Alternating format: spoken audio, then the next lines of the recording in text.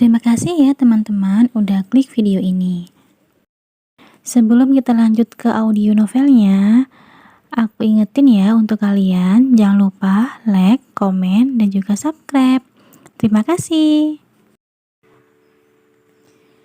Menjelang tengah malam, Darren baru sampai di rumah. Suasana rumah pun sudah sangat sepi. Sepertinya semua orang sudah tertidur. Darren berjalan mengendap-endap hendak naik ke atas tangga. Namun, lampu tengah rumah yang tiba-tiba menyala menghentikan langkahnya. "Dari mana kamu tengah malam baru pulang?" Suara bariton sang ayah menggema. "Bukannya menemani istri, malah keluyuran. Kamu itu sekarang sudah menikah," sahut Aji terdengar kesal. "Habis ketemu Ipan, Pak," jawab Darren malas. "Darren juga tadi udah izin sama Jarana," lanjutnya beralibi. "Awas aja kalau kamu berani nemuin wanita itu lagi. Papa nggak pernah ngajarin anak papa berkhianat, apalagi menyakiti hati seorang istri," ancam Aji dengan jari telunjuk yang terangkat. "Enggak dong, Pa. Darren kan sudah menikah. Papa tenang aja," jawab Darren sambil memutar bola mata malas tanpa sepengetahuan Aji. "Baguslah. Jangan berbuat hal yang macam-macam yang akan bikin malu Papa." Aji kembali mengingatkan putranya itu. "Siapa?" Dan kembali menyahut, kemudian melanjutkan langkahnya menaiki tangga menuju kamarnya. Darren membuka pintu kamarnya dengan sedikit kasar. Dilihatnya Jarana sudah terlelap di atas ranjang miliknya dengan tertutup selimut. "Cih, enak saja dia tidur di ranjang milikku," gumam Darren. Darren kemudian melangkah mendekati Jarana yang sedang tertidur pulas. Dengan kasar, Darren mengguncang tubuh Jarana yang terbungkus selimut sampai ke leher. "Bangun," bentak Darren. Jarana membuka mata. Dia terkejut melihat Darren yang sudah ada di dekatnya. Jarana beringsut duduk sambil membenarkan jilbabnya yang penyok. Kenapa, Mas?" tanya Jarana gugup. "Pakai tanya lagi. Ini kasur punyaku. Kenapa kamu tidur di sini?" jawab Darren kasar. "Tadi saya mau tidur di kamar yang biasa, tapi kata mama suruh tidur di kamar ini," jawab Jarana sedikit gemetar. "Turun," ujar Darren kasar. Telunjuknya menunjuk lantai menyiratkan bahwa Jarana harus segera turun. Jarana pun turun dari atas ranjang, kemudian berdiri mematung, tak mengerti dengan situasi itu. Sementara Darren langsung merebahkan tubuhnya di atas ranjang. "Ini ambil." Darren melempar bantal ke arah Jarana. "Tidur sana di sofa," lanjut Darren kasar. Jarana berjongkok mengambil bantal yang jatuh tepat di kakinya. Kemudian berjalan menuju sofa yang ada di sudut kamar. Jarana mulai melingkuk di atas sofa yang tidak terlalu panjang itu. Mata Jarana memanas. Hatinya menjerit. Sakit tapi tak berdarah. Air bening yang tadi hanya mengumpul di pelupuk mata, kini sudah berderai berjatuhan, membasahi pipinya. Dia tidak pernah menyangka pernikahannya akan menyedihkan seperti ini. Andai bisa memilih, Jarana ingin pernikahan ini tidak pernah terjadi. Jarana ingin kembali saja ke pesantren tempatnya mengabdi diri. Pesantren.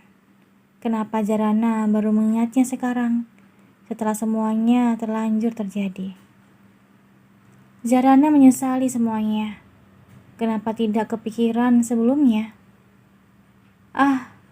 Mungkin karena pikiranku terlanjur sedih dan kalut, sampai tidak bisa berpikir jernih. Jarana membatin. Meski begitu, sulit memejamkan mata karena rasa sakit hati yang masih begitu hebat berjongkol di dadanya. Jarana tetap memaksakan matanya agar menutup.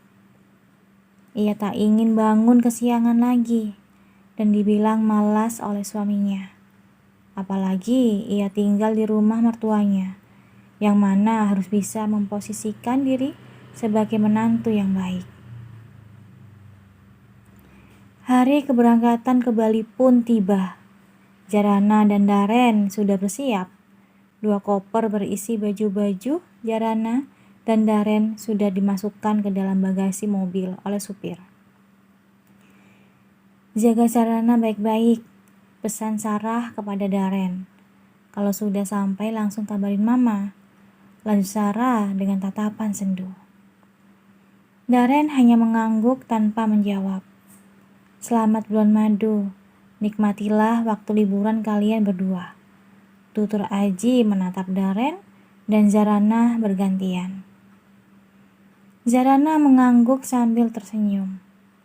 Ayo, Daren pura-pura merangkul pundak Jarana, mengajaknya menuju mobil yang sudah menunggu. Jarana yang tersentuh Daren merasa kikuk dan salah tingkah. Zara, seru Sarah, membuat Jarana menghentikan langkah.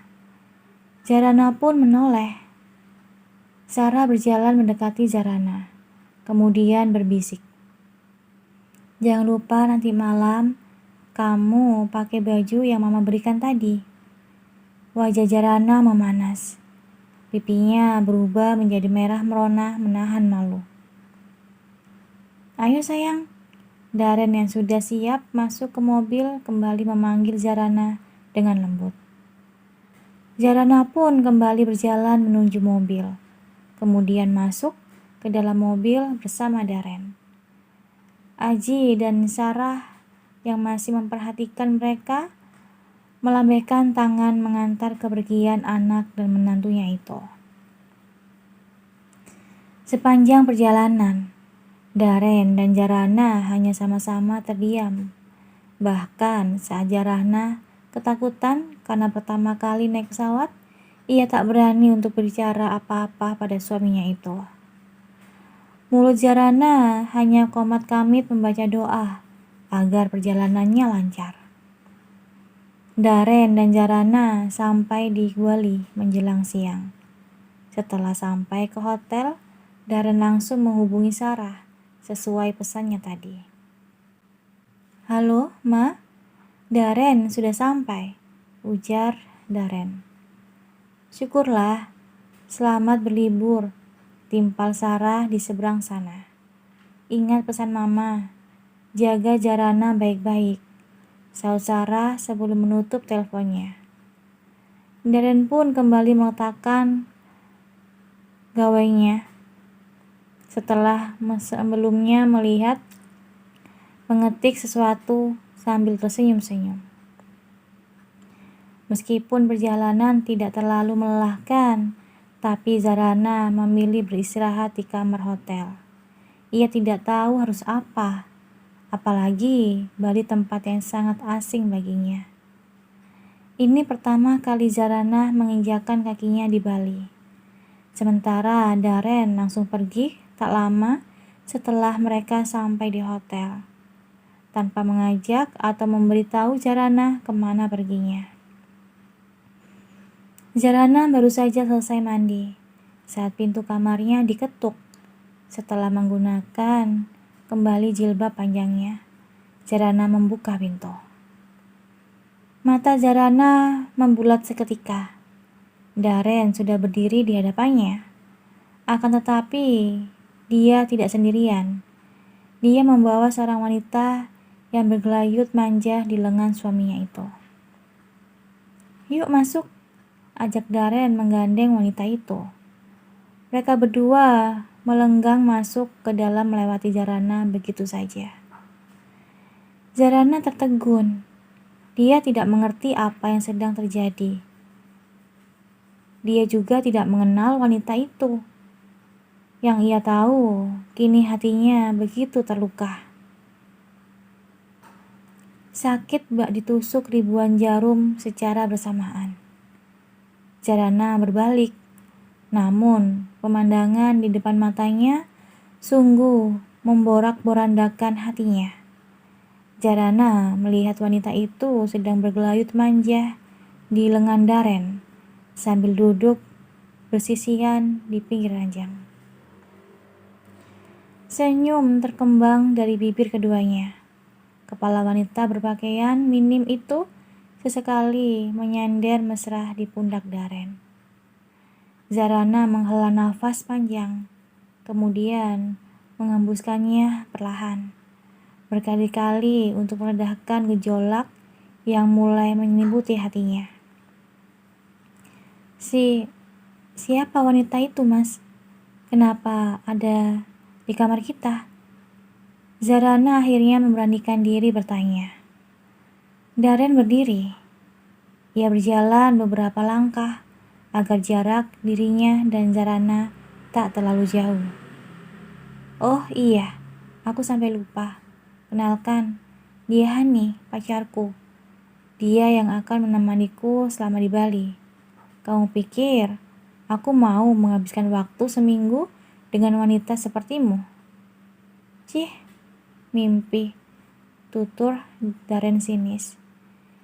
Bibirnya menyunggingkan senyum miring. Perkataan Darren sebagai petir di siang bolong. Hati Zarana perih luar biasa. Tanpa sadar pandangan mata Zarana mulai kabur. Tertutup kabut air bening yang memenuhi kelopak mata. Ia memang belum mencintai Darren. Namun, apa yang Darren lakukan sangat keterlaluan.